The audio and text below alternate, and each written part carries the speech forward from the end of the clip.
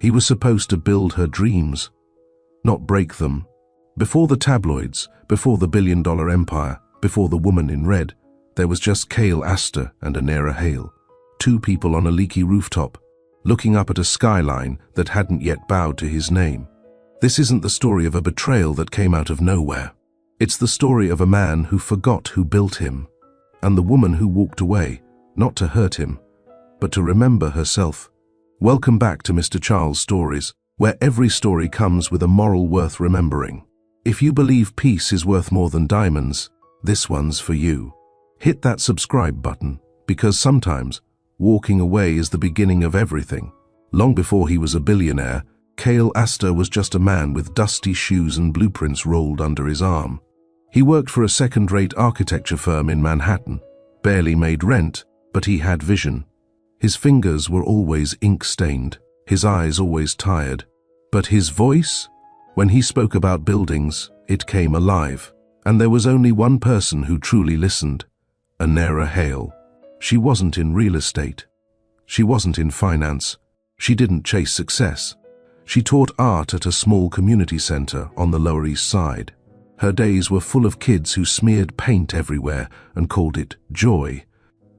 Her nights were full of Cale. They met at a corner deli. He spilled coffee on her sketch pad. She didn't even flinch. "You gonna buy me a new one?" she asked calmly. "I'll design you one," he said with a nervous laugh. He actually meant it. That was the thing about Cale. He dreamed big, but back then, he also followed through. Their first date was a walk through Brooklyn Bridge Park. Their second was a rooftop picnic with dollar pizza. By the third, Anera already knew she would never be bored with him. Tired, maybe. Frustrated, absolutely. But never bored. Cale was fire. Anera was calm water. Together, they made something steady. They married in a city hall office with bad lighting and a shaky camera phone video. No guests, no champagne, no gowns. But the vows were clear. "I'll build our world," he said. "And I'll fill it with warmth," she promised. Their first apartment had peeling wallpaper and a neighbor who blasted polka at 2 a.m., but they didn't care. They painted over the mess, hung her art next to his sketches, ate ramen on the floor. And every night, they dreamed. She wanted a gallery one day. He promised her a glass building on Fifth Avenue with her name etched into steel. They believed each other. Cale's first high-rise approval came on a rainy Tuesday. He called her, breathless, soaked from head to toe. "I did it," he said. They signed, 15 floors. "My design." Anera smiled through the phone. "We're ordering steak tonight." From there, things moved fast. Suddenly, Cale had meetings with men in sharp suits. He started getting invited to events with open bars and silent auctions. The jeans turned to tailored pants. The rooftop beers turned into boardroom scotch. She stayed the same. She still painted, still taught, still came home early and waited for him at their table with 2 plates and a flickering candle. But most nights, he didn't make it. Running late, stuck in Jersey. Meeting went long. The warmth began to thin, like winter creeping into autumn. One night, Anera found a cufflink on the couch. It wasn't his. It had the initials NL. She held it between her fingers for a long time, then placed it in a drawer next to a dried rose Cale gave her on their first anniversary. He never asked about it. She never brought it up. She still hoped, still waited. Because love makes you wait longer than logic ever would. While Cale chased towers and contracts, she stayed in her rhythm. The kids at her center still threw paint, still hugged her tightly, still begged her not to take days off. Her friends asked if Cale was okay. "He's just busy," she'd say. They never pushed, but they saw. She wore the same wedding band, but her eyes no longer smiled when she mentioned his name. On the surface, nothing had broken yet, but deep in the quiet corners of her heart, Anera was already packing. Not suitcases, just emotions. Every missed dinner, every unanswered text. Every night she stared at her food growing cold while his name flashed with "read 9:42 p.m." and no reply. She knew. She just didn't want to say it aloud. Not yet. The first time Anera saw Neve Lorne, she wore red. A dress too polished for a late-night work session. Lips too perfectly glossed. Laughter too relaxed for a woman who should have respected boundaries. Anera didn't knock. She had a key to his office. She had a right to be there. It was their anniversary. 5 years.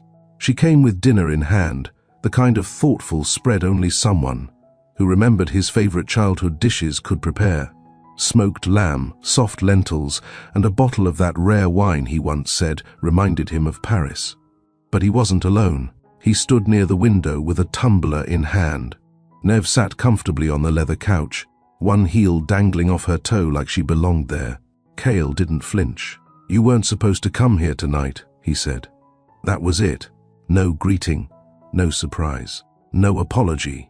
Anera blinked once, then looked at the untouched wine glasses on the side table. 2. Her fingers didn't tremble. Her voice didn't crack. "I thought we were having dinner." Neve straightened, smoothing her skirt. She didn't speak, didn't introduce herself. She didn't need to. "I'm in the middle of something," Cale said, already dismissing her with his eyes. The worst part wasn't the betrayal.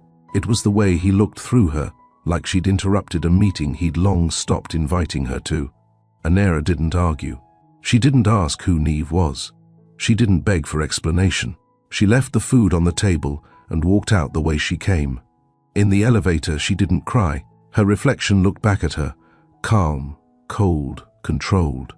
She got home before midnight. She didn't eat. She took a shower, lit a candle, and sketched in silence. It wasn't a picture of KL. It wasn't even a face. It was just a swirl of 2 circles drifting apart. 2 days passed. He came home late again. No call, no message. She was at the dining table, going through old art supplies. "I want to talk," he said. Anera set down the brush. Then, talk. He didn't sit. He poured himself a drink first, like the man she once knew was trying to steady his own nerves. "I'm not asking for a divorce." She tilted her head. "I want us to stay married. But I also want Neve." She blinked, slowly. "You're serious?" "Yes." He said it like he was proposing a joint venture. "I think it's practical. You've always hated the public attention. Neve. She understands that side of my world. But you're my foundation. You're the one who made me. Why should we throw it all away when we can just evolve?" "Evolve," she repeated. "You'd have your own space, the art studio, the gallery. I'll support all of it. And in public." He didn't answer. The silence was louder than anything he could have said. "You want 2 women?" He nodded. She didn't scream. She didn't laugh. She didn't argue. She stood, walked to the kitchen, and made tea. He waited, like he expected her to accept the terms, like he thought his love was enough of a currency to make betrayal negotiable. That night, Anera slept in her art room. Door closed, candle burning, sketches sprawled on the floor. He never knocked. By morning, she was gone. She took 3 suitcases. Nothing more. No jewelry, no designer bags, no account numbers. She didn't touch the money in their joint accounts. She didn't leave a note. She didn't slam doors. She left behind a single canvas on the living room floor. That same abstract swirl, 2 circles drifting apart. She turned off her phone for the next 3 days. The silence was her decision speaking for itself. Cale didn't chase her.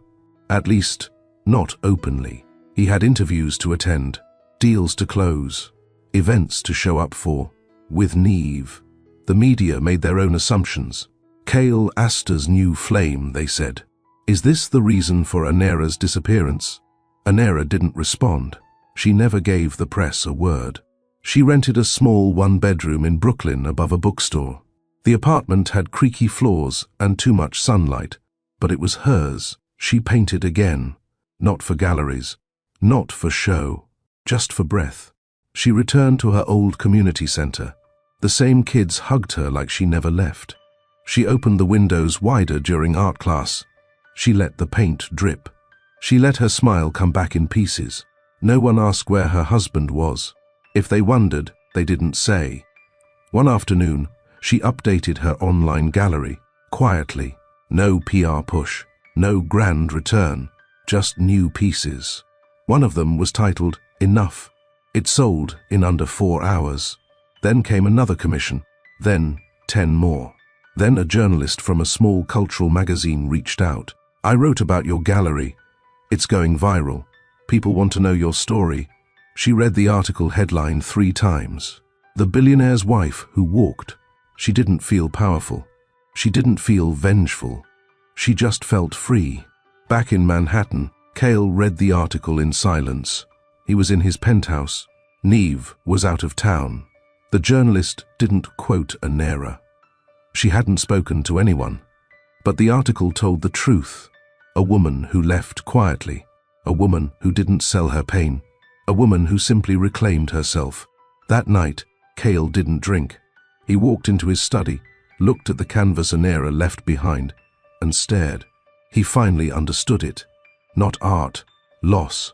1 week later, Nera received a handwritten note.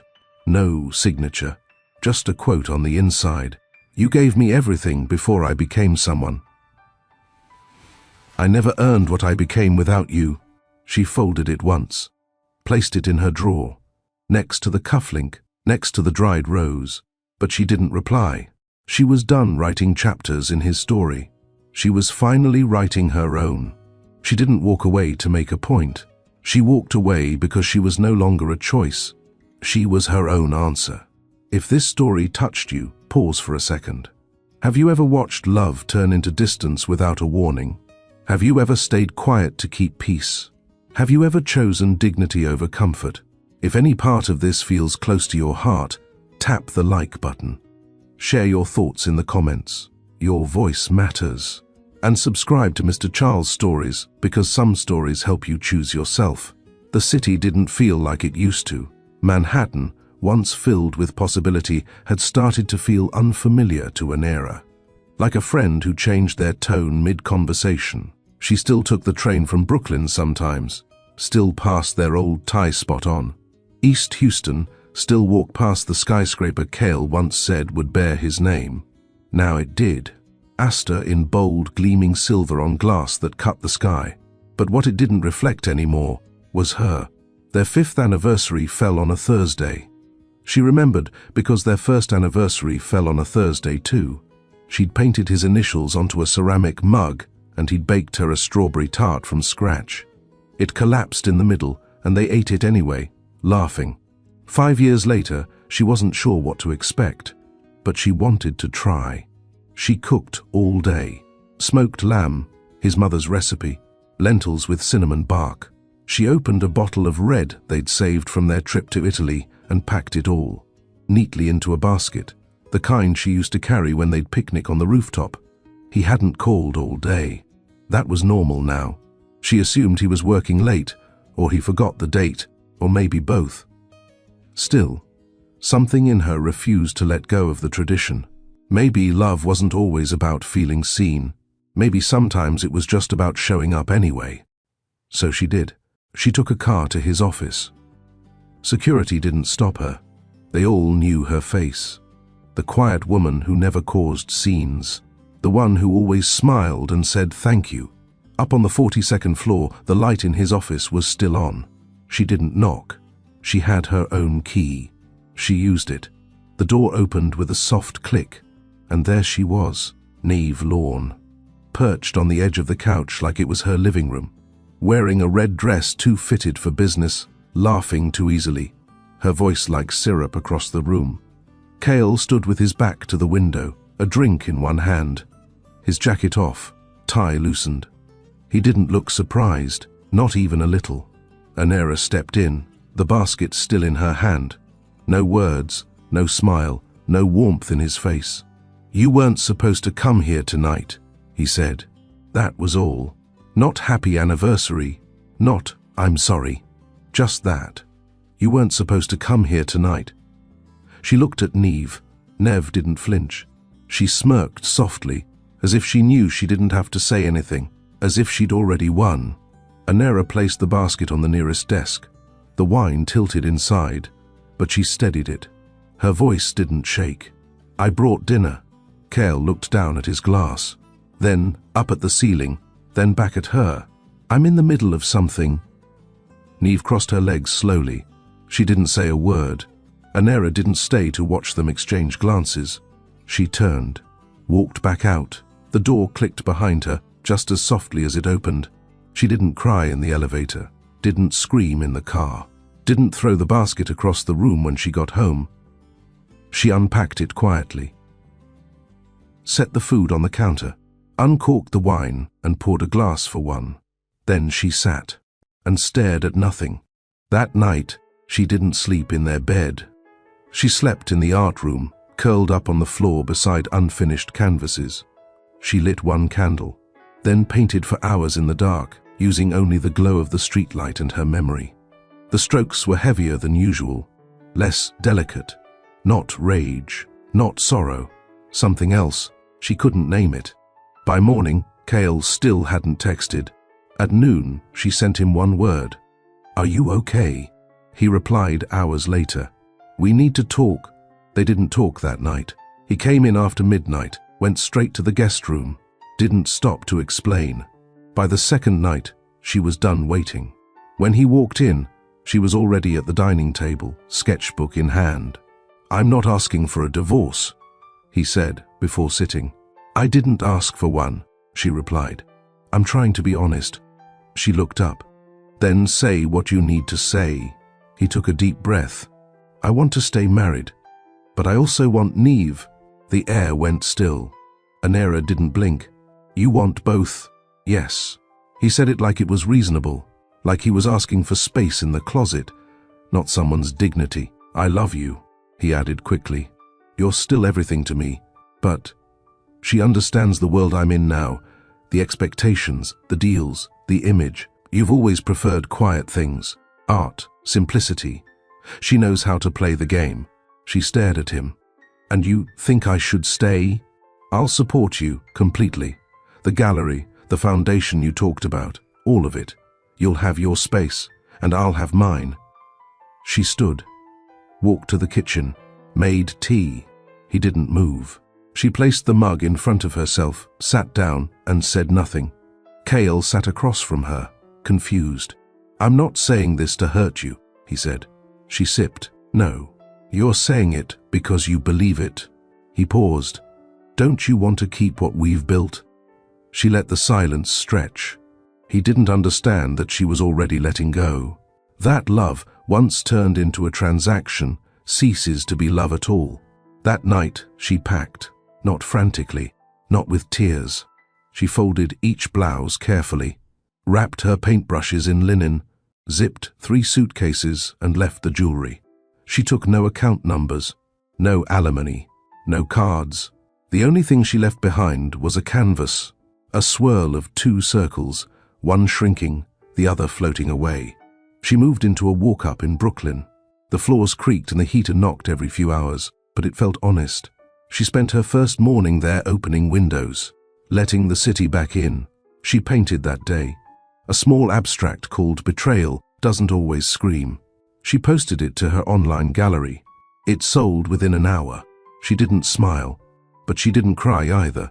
Somewhere in between was a new kind of peace, one she hadn't felt in years. On the 3rd morning, she received a message from her former student, a 17-year-old who'd once told Anera that art class made her feel less alone in the world. The message read, "I heard what happened. You don't owe anyone your story, but thank you for leaving with grace." That taught me more than any headline could. Anera read it twice, then turned off her phone. She wasn't interested in revenge, only in remembering who she was before she was someone's wife, someone's shadow, someone's grounded balance. She was done balancing anyone. Now she would rise, on her own terms, quietly, and with dignity no one could ever ask her to share. The first thing she noticed when she walked into their penthouse the next morning was the silence. Not the usual city hush or the distant hum of traffic. It was a different kind. Still, sharp, final. She didn't expect him to be home, but he was. Cale stood by the glass wall, coffee in hand, suit jacket on but not buttoned. His eyes were on the skyline, not her. He hadn't slept. She could tell. "I was going to call," he said without turning. Anera dropped her keys on the counter. "You didn't." He faced her. "Because I didn't know what to say." She pulled her cardigan tighter. "You always know what to say, Cale. That's your gift." Silence stretched between them. She waited. He sighed and ran a hand through his hair. "I want to keep our marriage, but I also want Neve." She didn't flinch. This time, she looked him in the eye. "You want two women. I want the truth. This works. You and I, we're history, foundation. But she's exposure, access, visibility, things that matter in the world I live in now. Things I don't provide." He hesitated. "That's not what I meant. But it's what you believe." "I'm being honest." "No, Cale. You're being convenient." He shook his head. "Why throw everything away? I'm not leaving you. I'm offering more. You're offering betrayal and calling it expansion. You're overreacting." She stepped back, like his words physically hit her. "You think I should stay and let you split your life between two women, like it's business? I've built something incredible. I don't want to lose you, too." "You already did," she whispered. Still, she didn't cry. She didn't raise her voice. She walked to her art room and closed the door. Inside, she sat on the floor. She pulled out her brushes, her canvas, her past, and she painted. By sunrise, her decision was made. 3 suitcases, 1 coat, her portfolio. She didn't take the jewelry. She didn't need the black card. She didn't touch the trust fund he set up in her name. She didn't even take the car. On the kitchen counter, she left a single piece of canvas, 2 circles, 1 bold, 1 fading, neither touching. She called a cab, gave the driver an address in Brooklyn, a 1-bedroom above a used bookstore. It had peeling paint and uneven floors. The building didn't have an elevator. She carried her bags up the stairs herself. The apartment smelled like dust and ink. She opened the windows. The cold stung her cheeks. She welcomed it. She spent the first few hours unpacking. Then, she sat on the wooden floor, legs crossed, brush in hand. She painted silence, the kind that held space, not emptiness. Then, she cooked. For one, she played music on her old speaker, no lyrics, just cello and light, and she breathed. For the first time in years, she didn't wait for the front door to open. The online gallery she used had been dormant for months. She logged in, uploaded 1 painting, a table for 1. She didn't add a price. By nightfall, it sold for $1,200. The buyer left a note. "There's something so quiet about this, and yet I can't stop staring." "Thank you." She smiled, just a little. That night, she painted 2 more. Choice, absence. By the end of the week, they were both gone. So was her name. Now it was trending. Not in the tabloids, not in gossip columns. In forums, among women, among artists. The ones who said nothing, but watched everything. A journalist from a small art and culture magazine sent her an email. It simply said, "Would you ever talk about what it meant to walk away?" She didn't respond. She didn't need to. Her work spoke for her, but they wrote the article anyway. The billionaire's wife who walked. Cale read the piece at 1 a.m. in his home office. Neve was asleep in the guest wing. The article didn't drag him. It didn't even name him. It praised Anera's grace, her restraint, her ability to vanish without bitterness, to rebuild without revenge. That, more than anything, stung. She didn't rage. She didn't fight. She simply left. And that made it impossible to call her irrational. It made him look worse than if she had screamed, because she didn't need to. She had said everything through silence. 2 days later, his assistant forwarded him a link. The painting, Letting Go, had sold for $7,500. It was featured on a major art blog. Another showed a commission Anera had made for a women's trauma center in Harlem. A mural called Reclaim. Kale stared at it longer than he should have. She hadn't just left. She had become something new. That night, Nave tried to make him laugh. She cooked. She asked about his next project.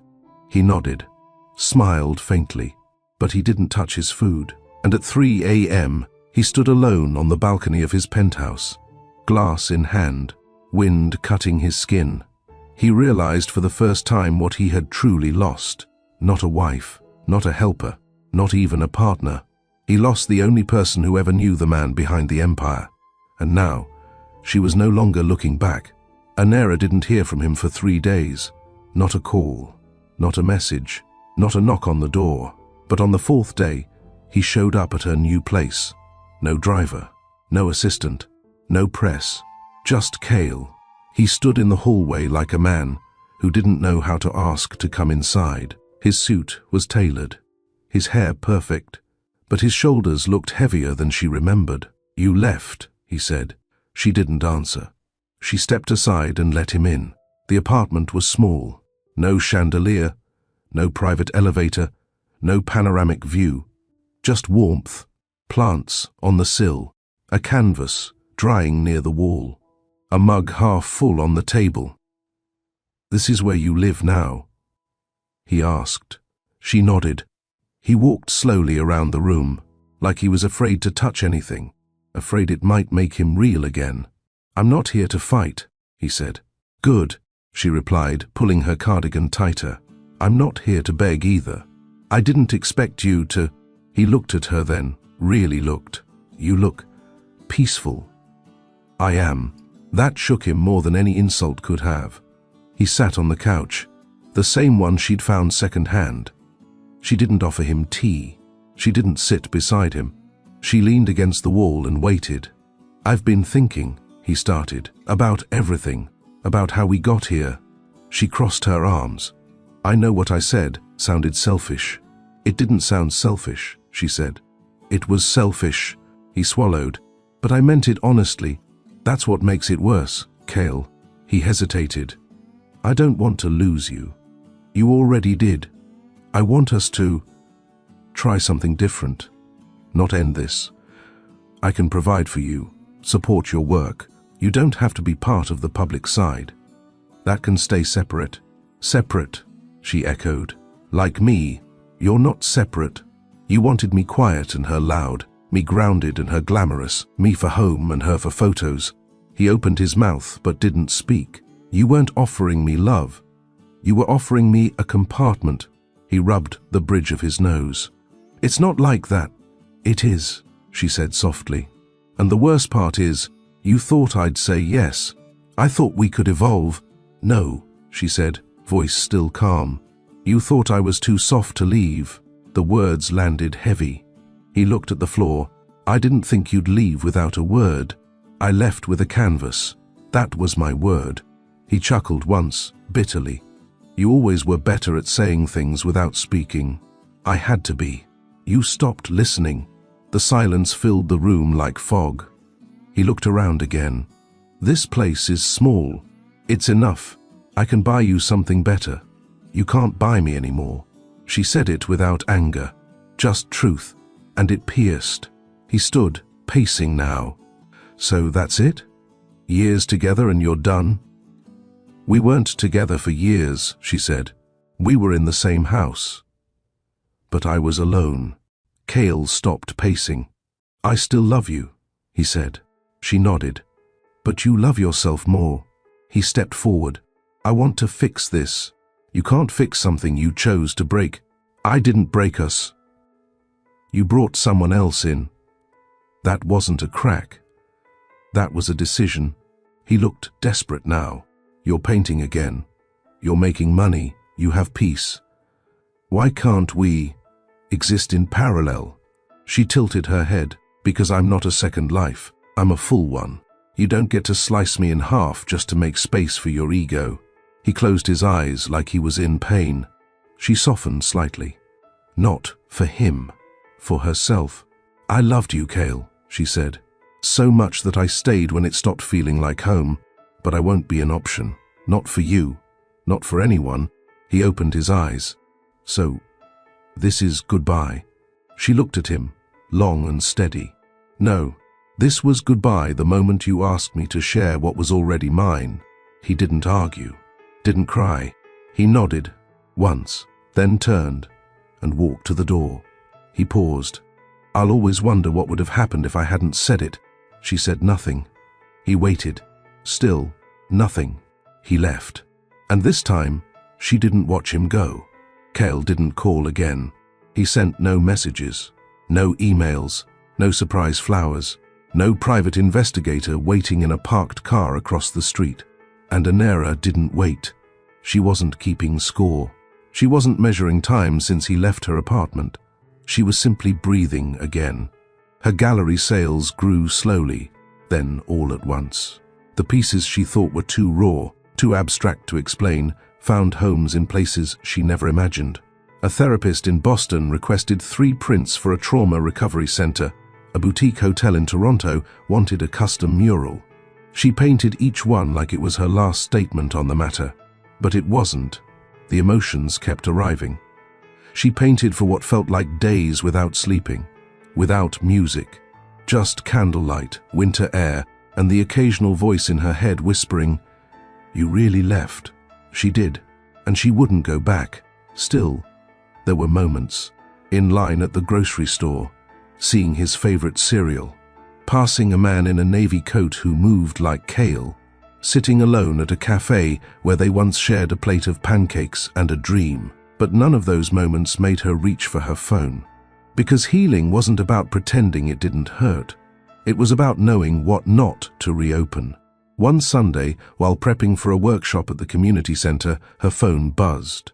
Unknown number, voicemail left. She debated, then pressed play. His voice, clear, calm, still trying to sound in control. "Hey, I know you don't owe me anything, but I've been thinking, if you ever want to talk, really talk, I'd like that. Not to fix anything, just to be human. I miss your voice, that's all." She didn't reply, but she did pause. Not because she missed him, but because she missed the version of herself who once believed his voice could fix anything. That Thursday, she found herself outside the Astor building. She wasn't there for him. She was meeting a collector who requested to see her early works. He suggested a cafe nearby, and she walked past the glass giant with his name on it without stopping. But she felt it. That tug, not regret. Recognition. The kind you feel when walking past a house you once lived in. Still standing, but no longer yours. Back in his penthouse, Cale was spiraling in quiet. Neve had been gone for weeks. She said she had a campaign in LA. She never confirmed if she was coming back. He didn't ask. He had become a man who built towers but couldn't maintain a living room. The board was happy with numbers, but behind closed doors they were whispering about his distracted nature. Missed cues, soft closes, passive strategies. He felt it too. His world, once sharp and scalable, now blurred at the edges. He tried dating again. For appearances, for headlines, because no one knew how to sit in silence with him and still feel connected. No one except Anera. And she wasn't looking back. One night, he showed up at her new art show unannounced. It wasn't a grand event. Small gallery, soft jazz, people with quiet eyes and full notebooks. She saw him from across the room. He didn't make a scene, didn't come close. He stood near the wall, studying her piece titled Hollow Luxury. It was a collage of sharp angles, skyscrapers made of torn gold paper, and a woman painted entirely. In grayscale, standing at the base, back turned, hair in a knot, suitcase at her feet. He didn't need a label to understand it. He stood there for 15 minutes, then left. She didn't follow, didn't speak, didn't write about it the next day, but she remembered. Because some chapters don't close with door slams or shouted curses. Some close in quiet rooms, under soft lights, with unfinished conversations hanging in the air. And a woman standing tall while the man she once loved learns, far too late, that dignity cannot be negotiated. Anera didn't need noise to feel alive. The soft scratch of her brush against canvas, the warm chatter of children at the art center, the whistle of wind slipping through a cracked window. These were the sounds she trusted. Her mornings began with tea and silence. No phone calls, no tabloids, no assistants. Just her and the blank canvas waiting to be filled. She no longer checked her messages before breakfast. She no longer waited for the sound of footsteps at the door. She no longer kept track of dates tied to someone else's business trips. That part of her life was over. What she had now was hers. Her apartment was still modest, but each day it transformed. Anera painted the front door pale green, her favorite color. She bought a second-hand easel that leaned to one side, but held firm. On the living room wall she hung one painting, Beginning Again. It was mostly white space, interrupted by one curved line of blue that never touched the edges. It was the first thing she'd created after walking away from Cale. It was the moment her hands remembered their purpose. She sold her other works, but she kept that one. Not because it was her best, but because it was honest. Word of mouth did what marketing never could. One client led to another. A photographer asked to feature her in a blog. A retired doctor requested a commission for her meditation room. A nurse mailed her a letter with tears smeared across the ink, thanking her for painting emotions that couldn't be explained. Anera didn't reply to every message, but she read them all. And for the first time in years, her inbox wasn't full of logistics or damage control. It was full of connection, of strangers who saw her not as Cale Astor's wife, but as an artist with something to say. The community art center offered her more hours. "You've become something of a legend around here," the director said with a warm smile. "You walk in and everyone straightens up like you're royalty." Anera laughed. Royalty in paint-stained jeans, but she accepted the hours, not for the money, for the rhythm, for the children who needed a place to color without permission, for the teenagers who asked shyly if she could teach them how to blend pain into art. She never said no. She knew what it meant to feel voiceless. Now, she handed out brushes like they were microphones. One evening, after locking up the center, she stood on the sidewalk watching the street lamps flicker on. The light touched her face gently. Behind her, someone approached. She didn't have to turn to know who it was. She could smell the cologne, sharp and expensive. Cale. He stopped a few feet away, hands in his coat pockets. I was nearby. She didn't respond. I saw the kids through the window. "You're still good with them." Still, as if it was something temporary. "I heard you've got another exhibition coming." She nodded. "Next month." He stepped closer. "I won't stay long. I just wanted to say, you're doing well." Her voice was even. That was never in question. He looked down, half smiling. "I guess not." They stood there in silence. Two people who once shared dreams, now unable to share a sidewalk. After a moment she said, "You didn't come to check on me. You came to see if I was struggling." He looked up, startled. "You came to see if you made a mistake." He didn't deny it. "I did make a mistake," he said quietly. "I just didn't expect you to rise this way." "I did." Another beat. "Is there anything you need?" he asked. She met his eyes. "Yes, space." He nodded. "Take care, Anera." She didn't answer. She turned and walked away. Not fast. Not angry. Just certain. And he didn't follow. This time, he knew better. Anera didn't tell anyone what it felt like to breathe without weight. Not because she couldn't. Because she didn't need to. The peace she lived in now didn't need to be explained. It simply existed. Like morning light slipping through curtains. Like quiet footsteps on hardwood floors. She woke up with no alarms. No meetings. No expectation to smile at parties she didn't want to attend. No wardrobe of polished silence to wear for society's approval. She painted in socks. She listened to birds. She cooked for herself without rushing. And for the first time in 5 years, she tasted the food she made. She didn't need luxury to feel full. She needed honesty. Her online gallery grew. People who had never heard of her began to follow her work. They didn't care about Cale. They didn't ask about her marriage. They asked about color, about line, about motion. "Your painting held my breath too long." What emotion were you in? Was softer without you, inspired by loss or freedom? Do you ever plan to write a book? She answered when she wanted. She ignored when she needed. She learned that peace required boundaries too, especially when the world kept poking at old scars for entertainment. One afternoon, a local podcast host invited her for a recording. The topic, choosing yourself. She declined. She wasn't interested in becoming a symbol. She didn't want to be admired for leaving a man. She wanted to be understood for building herself after he stopped seeing her. There was a difference. So instead of taking a microphone, she picked up her brush and created Weightless, a massive piece done entirely in silver, grey and soft pink. It didn't scream, it breathed. She didn't list it for sale. She hung it above her bed. Her friends, true ones, visited more often now. They didn't ask what happened. They brought lemon tarts, candles, old records. They sat with her on the floor and flipped through old sketchbooks. They laughed at doodles she'd once made on the back of unpaid bills. "You've always been brilliant," one of them said. "I forgot for a while," Anera replied. "But now?" her friend asked. "Now," she smiled. "I remember." Neve's face popped up in an online headline a few weeks later. A gala in Paris. Kale by her side. Neve wore something gold.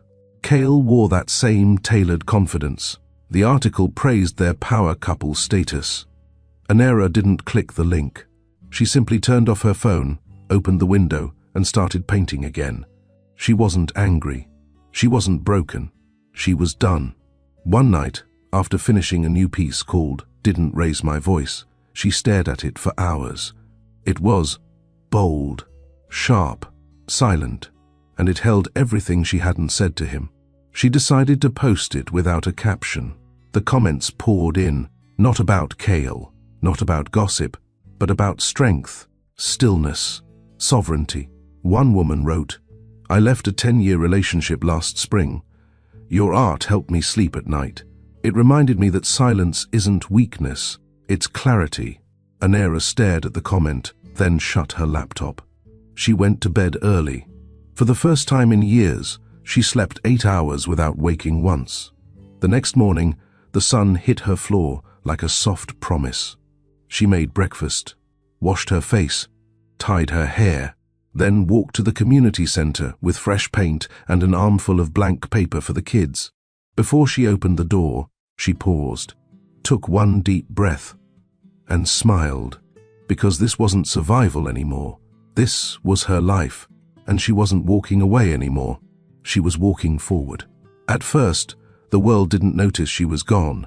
No press release, no scandal, no messy headlines. Kale continued showing up to events. Neve appeared beside him, flawless and poised, her presence unchallenged by the absence of Anera.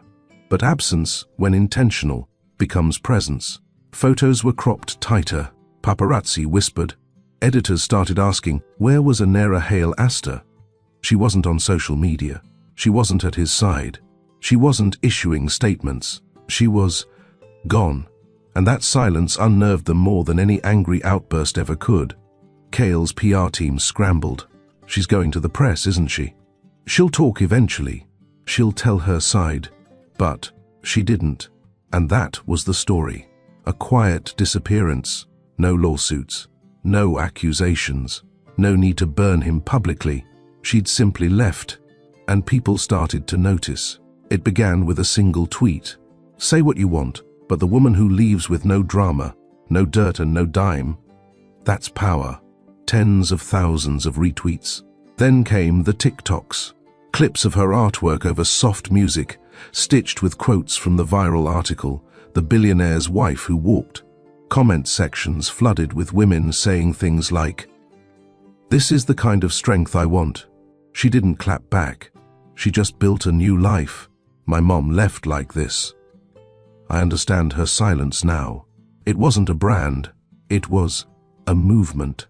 Anera watched from a distance. She didn't ask for any of it. She didn't read the threads, but her inbox filled up anyway.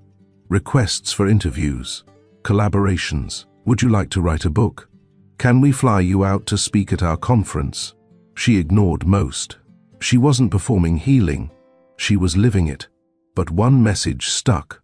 From a non-profit founder in Chicago: "We help women rebuild after domestic betrayal. Some of our clients found your work and said it helped them more than therapy. If nothing else, I just wanted to thank you for creating from truth." She read that message twice, then closed her laptop and cried for the first time in weeks. Not because she was sad, because for once, her pain had given someone else permission to stop shrinking. Meanwhile, Cale felt the shift. The headlines changed. He still signed deals, still smiled in press photos, still held Neve's waist like she was a trophy. But he noticed the difference. Fewer journalists asked about his new towers. More asked where Anera had gone. At a board dinner, a foreign investor leaned in and said, "Your wife?" She was quite composed. "I hear she's an artist now." "She always was," Cale replied, and the man just nodded. "Yes." But now people are finally seeing it. That night, Cale sat alone in his home office. No Neve, no staff, no meetings. Just a screen showing a recent interview with an art curator discussing Anera's newest collection. "She doesn't do interviews," the curator said. "She doesn't need to. Her work speaks." And Cale saw the gallery wall behind the man. 3 large paintings, one titled, "When Silence Isn't Weakness," another called, "I Was Never Missing, I Was Misdirected," and the last, "I Don't Hate You, I'm Just Done."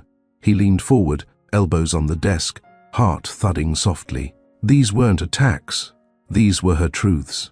Painted, framed, displayed, and they were no longer his to understand. They were the world's now, and he had no claim. Anera spent her days as she pleased. Morning walks, midday paints, evening classes, tea before bed. Her students grew bolder. A 10-year-old named Kerry painted a picture of 2 houses, one broken, one blooming. "Who's this?" Anera asked gently. Kerry said, "The second one's my mom. After she left my dad." Anera blinked. Kerry grinned. "I think you and my mom would be friends." "Maybe we already are," Anera whispered. She tucked Kerry's painting into her portfolio after class. It reminded her that leaving quietly didn't mean disappearing. It meant reappearing somewhere better, somewhere whole. Cale didn't realize how much the world watched Anera until she stopped being in it. Not his world. The events, the investors, the magazine shoots. That part moved on quickly. But the real world, the one that lived in conversations, in small acts of courage, in women who whispered truth to each other, that world hadn't forgotten her. It had crowned her, not as a queen, but as a mirror. Neve began to notice too. She saw it in the subtle shifts at events, where once she was photographed alone or arm in arm with Cale. Now journalists angled for commentary on the missing wife. Even when they didn't say her name, they asked questions that circled around her. Neve smiled through it all, but in the back of her mind, she knew. Anera hadn't spoken a word, and yet her silence was louder than any of their press runs. One night, at a high-profile charity gala, Cale stood beside Neve as camera flashes went off. She wore emerald. He wore black. Everything about them screamed luxury. But as they posed, one reporter slipped in a question Cale didn't expect. "Mr. Astor, has your wife commented on the new project in Dubai?" Cale hesitated. "We're no longer. She's not involved in company operations." The reporter didn't back off. "Still, her name comes up often with your earlier designs. Any thoughts on her recent rise in the art world?" Cale's jaw tightened. She's always been talented. Nev reached for his hand, but it stayed at his side. The cameras clicked. But that was the shot that made headlines the next day. "Billionaire silent as wife's shadow grows bigger than his tower." Back in Brooklyn, Anera skimmed the headline without clicking the article. She didn't need to read it. She already knew what it said. Instead, she opened a letter from a woman in Detroit. "You reminded me that I don't need to scream to be free. I walked away from a man who was emotionally generous to everyone but me. And for once, I didn't ask for permission. Another woman wrote, "I showed your gallery page to my teenage daughter. She said, 'She looks like someone who doesn't explain herself anymore. That's who I want to become.'" Anera didn't respond with words. She responded with unshaken, a dark blue, almost stormy painting with one bold white streak down the middle, clean, vertical, unmoved. It sold before she could post it on her main page. She started a small side project, a mentorship group for women artists. Nothing public, nothing branded. Just a few women in a room every Thursday night. They didn't talk about men. They talked about visibility, about creating without apology, about finding meaning in mess. One night, someone asked, "What made you leave? What was the last straw?" Anera looked at her palette. "It wasn't one thing," she said. "It was all the little moments I let slide until they piled up and blocked the light." The room fell quiet. Then a voice said softly, "And now?" Anera smiled. "Now I paint with the windows open." Cale kept her old canvas, the one she left behind. He'd moved it from the living room to the study. Sometimes, late at night, he'd stare at it. 2 circles, drifting, not touching. He still didn't understand how something so simple could feel so final. And that's why she'd never come back. Because she didn't owe him understanding. She'd already given him the best of her, and he tried to split it in 2, but she didn't share herself anymore. She simply existed, whole, and far beyond his reach. Have you ever watched someone leave without burning the bridge, yet you knew they'd never walk back across it? Have you ever chosen silence over drama and found peace waiting on the other side? Has your absence ever spoken louder than your presence? If this story made you reflect, even a little, click the like button. Comment below what dignity means to you, and subscribe to Mr. Charles' Stories for more powerful journeys like Anera's, where quiet doesn't mean weak, and walking away isn't the end, but the beginning. Neve had spent her entire adult life mastering the art of being seen. She knew how to angle her face toward the flash, how to soften her voice during interviews, how to walk into a room full of men and make every one of them look twice. She didn't need validation. She was validation. That's what she told herself, until the whispers started, not about her, about Anera. They never said it to her face, but she heard it in how people spoke to Cale. Polite, reserved, curious, but always laced with the unspoken question, why isn't Anera here? The first time it really hit her, they were at a formal dinner hosted by one of Cale's international partners. Neve wore silver, a show-stopping gown, her makeup flawless. As they were seated, the wife of a Turkish real estate developer leaned across the table and smiled at her. "You're lovely," she said, "but I must say, I admired your wife's quiet presence. She had grace." Cale smiled stiffly. "Anera's doing well. She's focused on her work." The woman nodded. She always seemed to make space without taking over the room, a rare skill. Neve excused herself halfway through the second course. She said it was a headache, but it was envy, not of Anera's position, of her peace. Back at their hotel suite, she sat in front of the mirror, wiping off her lipstick slowly. Cale walked in, loosened his tie, and tossed his jacket on a chair. "She didn't mean anything by it," he said. Neve shrugged. "They always do." He poured a drink. "People miss what they're used to." "No, Cale," she said, standing. "They miss what was real." He didn't respond. She watched him in the mirror, her voice low. "When we're alone, do you ever miss her?" He met her eyes, then looked away. That was answer enough. The truth settled into Neve's bones in tiny, sharp pieces. It wasn't that Cale didn't care for her. It was that he had never looked at her the way he used to look at Anera. Not with awe, not with comfort, not even with curiosity. With Neve, everything felt curated. Dinner reservations, outfit consultations, poses for the camera, planned statements. With Anera, there had been nothing to curate. She simply was. And that comparison became unbearable. Neve tried harder. She started wearing muted colors, speaking more softly, asking about his work with real interest, studying his past interviews to mimic his old rhythms. One afternoon, She suggested they host a charity auction for an arts program. He looked up from his laptop. Anera used to run something like that, he said. Nave smiled. That's the point. People liked her. This will remind them we're connected. He didn't answer, but he didn't say no, and that was enough for her to start planning. The gala was scheduled for late March. Black tie, private venue, exclusive list. The day of, Nev spent 4 hours getting ready. The dress was elegant, the hair understated. She even wore a single charm bracelet, just like Anera used to wear. She looked perfect, but as she stepped onto the red carpet beside Cale, something in her chest felt tight. It wasn't nerves. It was knowing that the woman she was trying to emulate had never once needed to try. And still, she had owned every room she entered. Not by power, by presence. Inside, the cameras flashed. Guests clapped. Auction items were displayed along the walls. In the far right corner, a painting caught her eye. She froze. It was hers. Well, Anera's.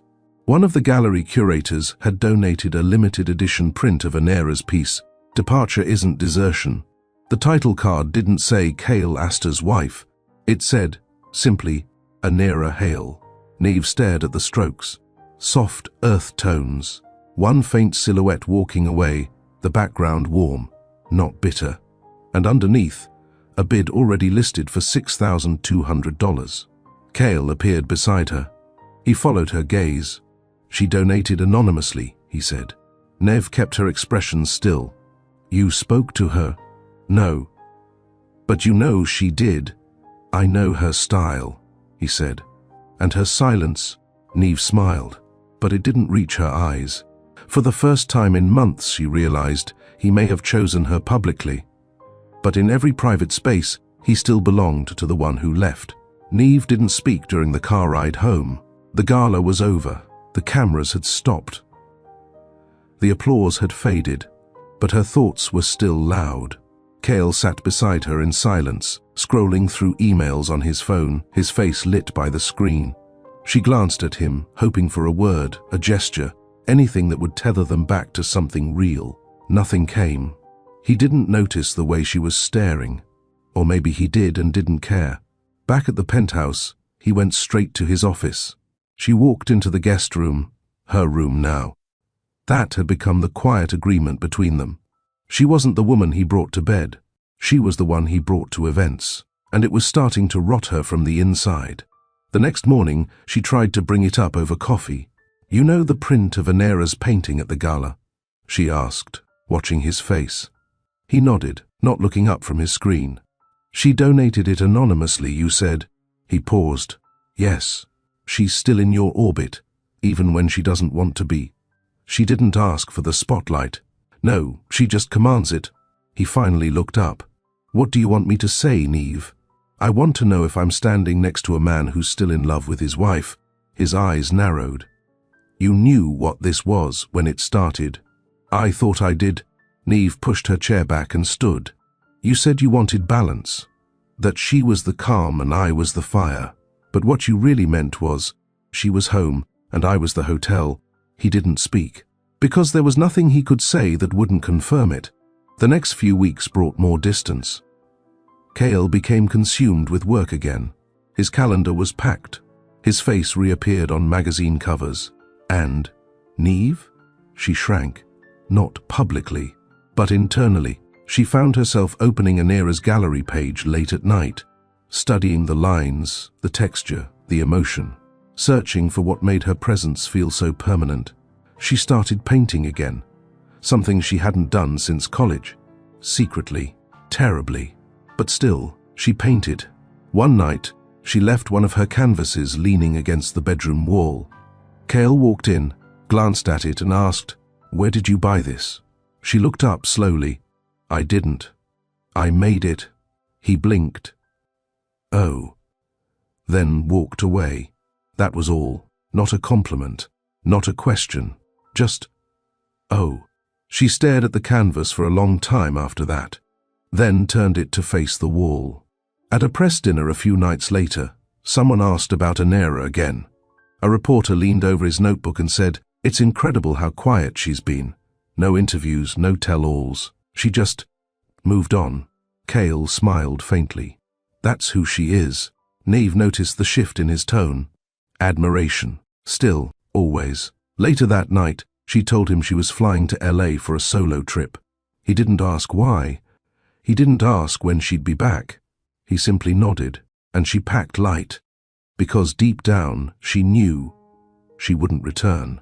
Not because she couldn't compete with Anera, but because she was tired of trying to, tired of chasing a ghost, tired of being a performance beside a memory. And even though she had arrived with ambition, she would leave with truth. Cale never loved her. He only loved being loved by her. And now, he had neither. Not from Neve, and certainly not from Anera. Anera never planned to lead anything. She wasn't chasing platforms or accolades. She didn't need applause. She simply wanted space to create, and to give others that same gift. But word spread faster than she could control. The small mentorship group she started with 5 women grew into 15. Then 20. Then the center director cleared the upstairs storage room to make space for more. Every Thursday evening, Anera sat on a low stool in a paint-stained smock while a circle of women shared their work, their doubts, their quiet stories of becoming. It wasn't therapy, it was recognition.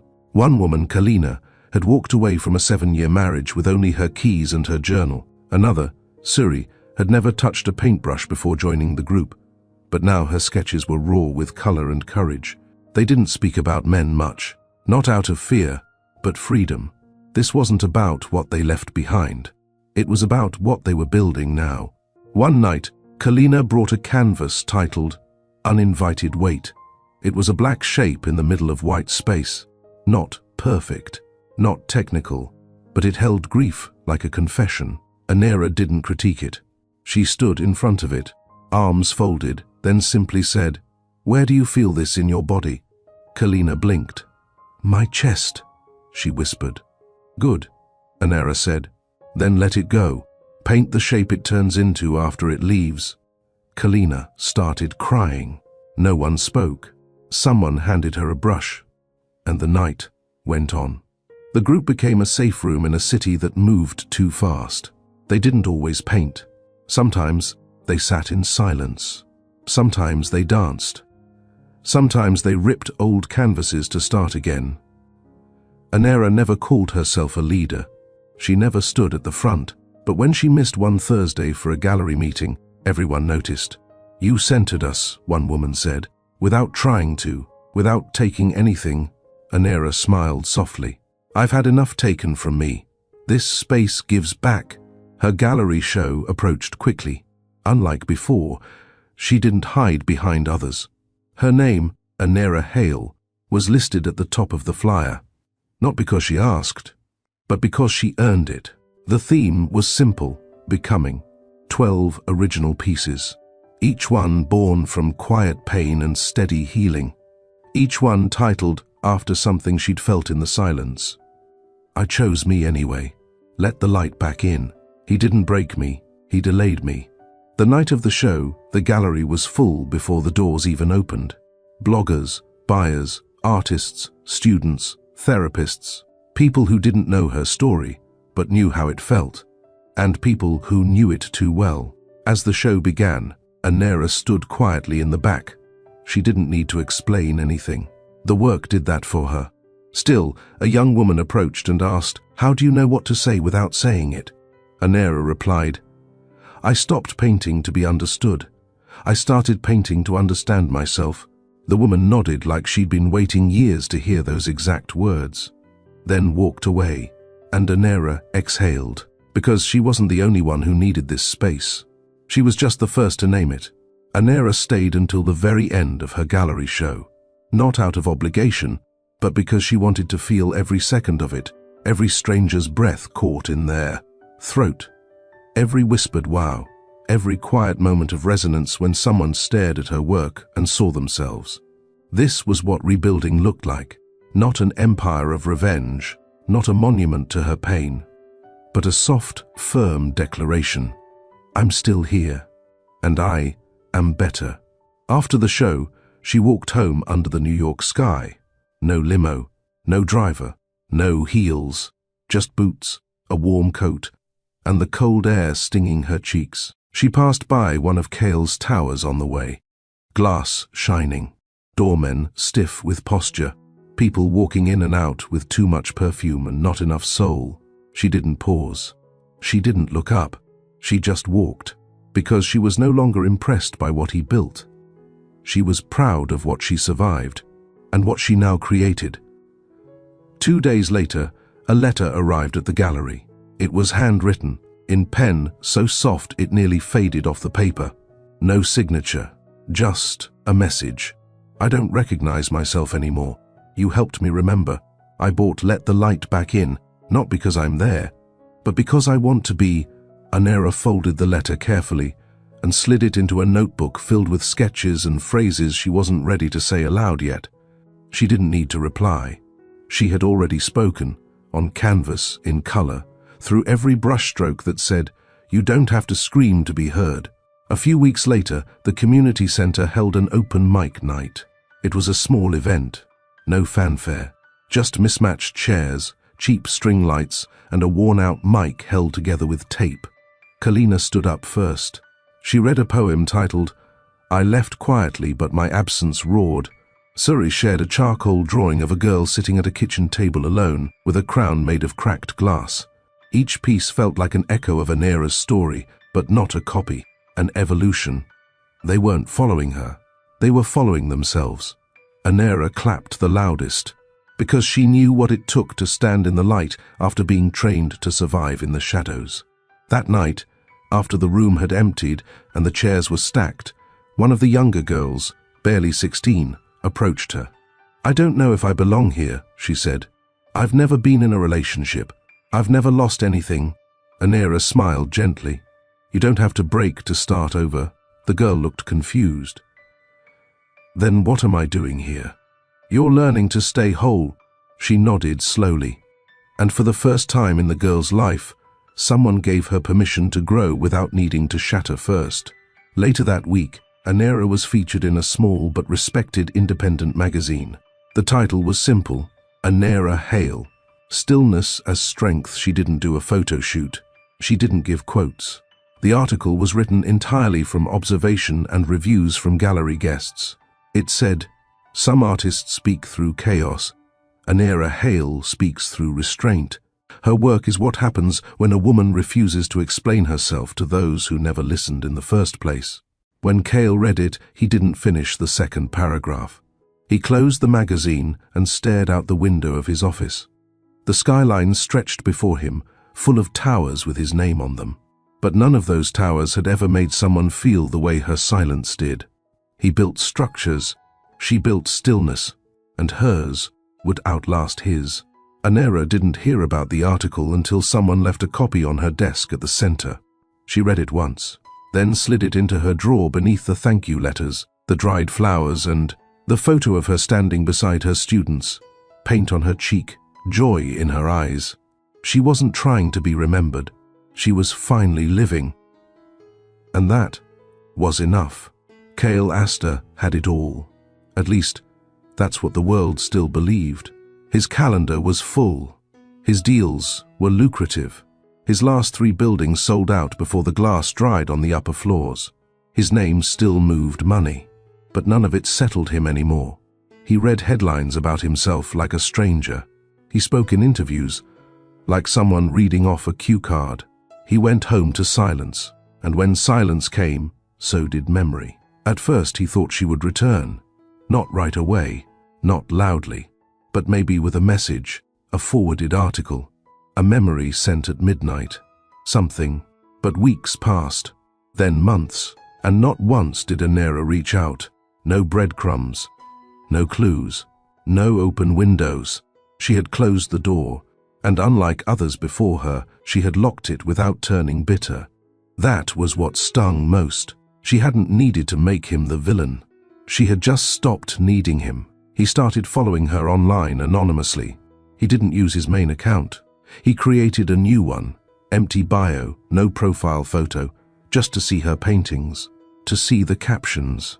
the titles, the growing audience that clung to her quiet like it was salvation. He watched as she built something without him. Something pure, something unshakable. She posted a piece called "Don't Wait for Closure," a muted color field with a single vertical gold streak.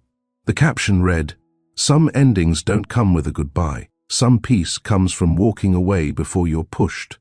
He knew that was about him, but she hadn't tagged him. She never needed to. She just kept creating. His team noticed the change. He missed meetings. He let opportunities slide. His signature became delayed on deals that once excited him. Neve had already left, silently, with a 3-line email and no forwarding address. His assistant asked once carefully, "Sir, should I move the canvas in your study?" He shook his head. "Leave it." The one she left behind still hung there, 2 circles drifting apart. He stared at it nightly, looking for answers he never earned.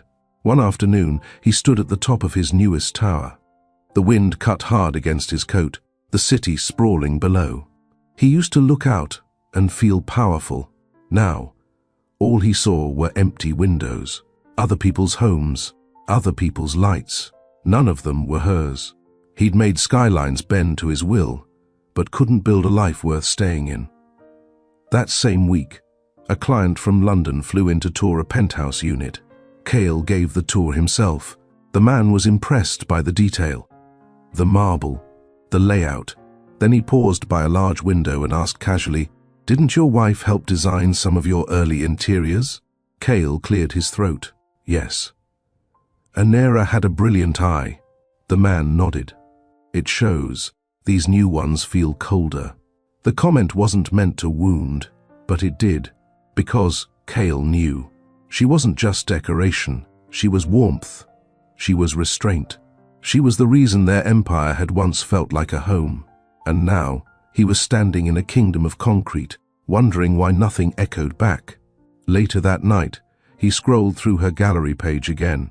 She had posted a painting titled, "You Don't Get to Know Me Now." It was stark. 3 colors. 1 message.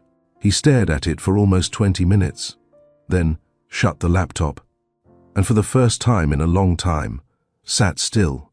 No calls, no meetings, no wine, just silence, the kind he used to run from. And now, the only thing he could feel. Cale didn't attend another event for weeks.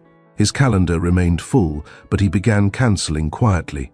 A conference in Dubai, a summit in Berlin, a black tie auction he was supposed to host. He declined all of them. He told his assistant he was refocusing, but the truth was simpler. He didn't know how to walk into rooms where Anera's silence echoed louder than applause. One day, while reorganizing old files in his home office, he found a notebook, worn, leather-bound, tucked beneath a stack of old blueprints. Anera's. He recognized her handwriting immediately, neat, tilted, slightly right. Inside were sketches of gallery layouts, color tests, quotes scribbled in the margins. One page stopped him. "If I ever have to choose between being seen or being safe, I'll choose neither. I'll choose to be free." It wasn't dated, but he remembered when she wrote it. They'd been on the rooftop of their first apartment, sitting cross-legged on a blanket, eating cold pizza. He had been venting about a client who wanted flashover function. Anera had said nothing at the time.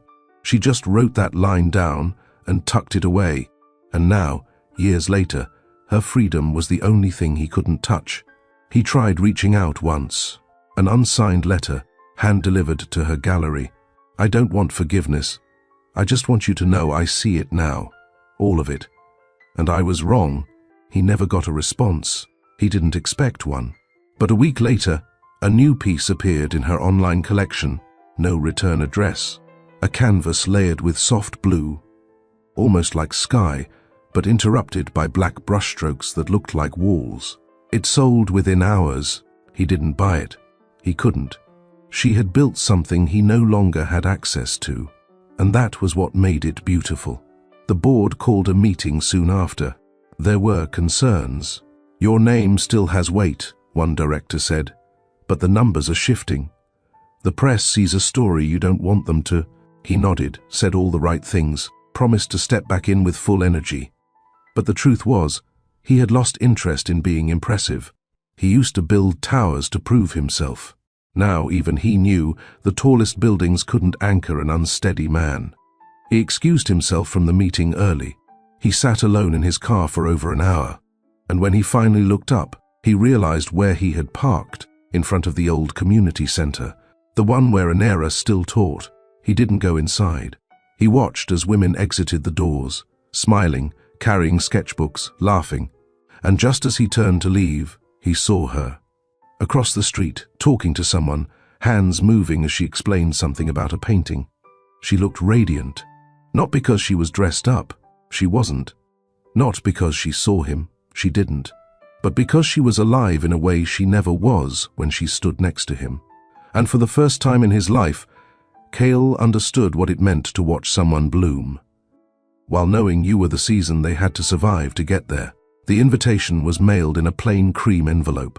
No fanfare, no gold foil, no mention of names. Just a simple card. Anera Hale, new works. One night only. Attendance by registration only. Cale received it a week before the event. He stared at it for a long time. He knew it wasn't meant for him. He hadn't been invited, but the address was public. The time was listed, and there was nothing. No legal wall, no bouncer that could keep him out. Only conscience, and his was too heavy to move. The night of the exhibition, the gallery glowed from the inside like it had a heartbeat. The space was modest, no sprawling estate, no rooftop cocktails, but every guest walked in with purpose. Art students, critics, journalists, survivors. No red carpet, no flashbulbs, just anticipation. Each painting stood alone, bold, clean, named with precision. Don't shrink for love. Peace didn't beg me to stay. You'll think of me when it's quiet. The room moved slowly, almost reverently. No one whispered gossip. They stared, thought, and walked softly. Anera entered through the back door just 10 minutes before the event started. She wore a simple navy dress and flat shoes. Her hair was pulled into a low bun. No jewelry. No makeup beyond bare skin and steady eyes. The only adornment was her calm. She greeted the gallery owner, hugged 2 former students, then stood in the corner, quiet but not hidden. She didn't need to command attention. She was the art. Cale walked in 30 minutes later, alone. No cameras followed. He wore a charcoal suit and left his usual confidence in the car. He stood near the entrance for a full minute, unsure if he belonged. Then, without asking, he entered the gallery and moved slowly between the pieces. Nobody greeted him. No one asked for photos. Some recognized him, but no one interrupted the space Anera had built. It wasn't his domain anymore. He stopped in front of the one who left with nothing. Grey background, 1 black chair, a shadow leaning against a window with no visible face. No title card mentioned him, but he knew. This one was about the day she left, about the suitcase, the canvas, the door that clicked shut behind her. He stepped closer, and behind him, the room quieted just a little. Not out of reverence, out of recognition. They knew he was the man who made this possible, not by lifting her, but by refusing to. And she had risen anyway. Then he saw it, the final piece, centered at the far wall, bigger than the rest, more space around it than any other. The plaque beside it read only "Unshared Skies." It was unlike her other work. More open, softer edges, hints of warmth beneath muted gold. At first it seemed gentle, but the longer he stared, the more he realized this was her goodbye. Not the angry kind, not bitter, just final. A goodbye without hate, without drama. A goodbye that didn't ask to be remembered, only respected. He stood there for a long time. And he wasn't alone. Other people stood behind him, watching the same painting. No one spoke. Because some things don't need explanation. They only need space. And Anera had claimed hers completely. Anera stood across the room from Cale, not close, not hidden, just separate. She saw him. She didn't look away. She didn't smile. She didn't move toward him. Because this wasn't his moment. It was hers. And he was just a visitor now. A woman approached Anera quietly. Young, early 20s maybe. She held a small notebook and looked nervous. "Miss Hale, do you have a minute?" Anera turned toward her with a gentle nod. "Of course." The girl glanced toward unshared skies. "Did someone break your heart?" Anera followed her gaze to the painting. Her expression softened. "No," she replied. "He gave it back, so I could use it fully." The girl's eyes glistened. She didn't ask more. She wrote the answer down in her notebook and said, "Thank you," then walked away slowly, like the weight in her chest had lifted a little. Cale heard it all, every word, but she hadn't spoken it to him. She hadn't even acknowledged he was there, and that, more than anything, told him the truth. She had healed in places he hadn't even started to touch. People began to leave over the next hour. Some stopped to thank Anera. Others left donations for the community center. A few slipped handwritten notes into the guest book. She didn't perform for anyone. She didn't explain her pieces. She let the silence between colors say what needed to be said. When the last cluster of guests moved toward the exit, she remained still, speaking with the gallery owner about scheduling pickups and press releases. Cale lingered by the door, unsure if he should speak. He finally stepped forward, slow and quiet. "Anera," she turned, and for the first time in a long time, looked him in the eye. Cale, just his name. Calm, even, no warmth, no venom, just recognition and a firm boundary. He hesitated. "It's beautiful." She nodded once. "Thank you. I saw," he gestured toward unshared skies, "everything. I know. I wanted to say something, but it feels like nothing I say would matter anymore." She met his eyes fully. "You're right." He looked down. "I didn't come to disrupt this. I know. I just needed to see it. I understand." More silence. Then he said, "You look like yourself again." A soft smile touched her lips, but it didn't reach her eyes. "I found her. She was never gone. She was just waiting for me to choose her." He nodded. No excuses, no defense. He finally understood he'd been dismissed long before she left. As he turned to go, he stopped one last time. "There was a time when I thought you needed me." She tilted her head. "There was a time I thought that too." Then she turned and walked toward her painting, back into her piece, while Cale walked out of the gallery and into the cold night, alone, not as punishment, but because some doors don't close loudly. Some simply stop opening. 6 months passed. The exhibition had come and gone. The gallery pieces sold out. Articles were written. Podcasts mentioned her name without dragging his. Requests continued to flood in, but Anera didn't chase the noise. She had no interest in becoming a celebrity. She didn't need to go viral to feel valuable. She simply kept living, teaching, painting, breathing. Her days fell into a rhythm she didn't want to change. Mornings started with stretches and green tea, her curtains drawn back to let the sun touch her plants. She watered them slowly, spoke to them like they were friends. It was a habit she picked up during her marriage, when loneliness crept in unnoticed. But now, the habit wasn't survival. It was intimacy with herself. By noon, she was either at the art center or in her home studio, painting with soft music in the background. Sometimes jazz, sometimes silence. She rarely looked at her phone, unless she had to. She'd muted almost every name that reminded her of the woman she used to be, not because she hated that version, but because she didn't need to return to her. That girl had done her job. She'd loved. She'd stayed. She'd given too much. And now, Anera, the woman, was giving back to herself. Her mentorship circle had expanded. A local non-profit offered her a small grant to formalize the group into a weekly Healing Through Art program. They called it Stillness Studio, not because it was silent, but because it held what others rushed past. The first class under the new name started with a simple prompt: Paint the moment you stopped apologizing. One woman painted a red dress on fire. Another painted a dinner table with only one fork. One teenager painted nothing, just a white canvas with a faint line down the middle. Anera walked around slowly, nodding, letting her students lead themselves. Because she understood now, leadership wasn't about controlling the room. It was about creating space where others didn't feel the need to shrink. That afternoon, after the class ended, she sat with her sketchbook on the back steps of the center. A young man approached. Not a student, not a journalist, just a man in his mid-30s with careful eyes and a notebook. "Excuse me," he said. "I hope I'm not intruding." She looked up. "You're not. I just wanted to say thank you." She waited.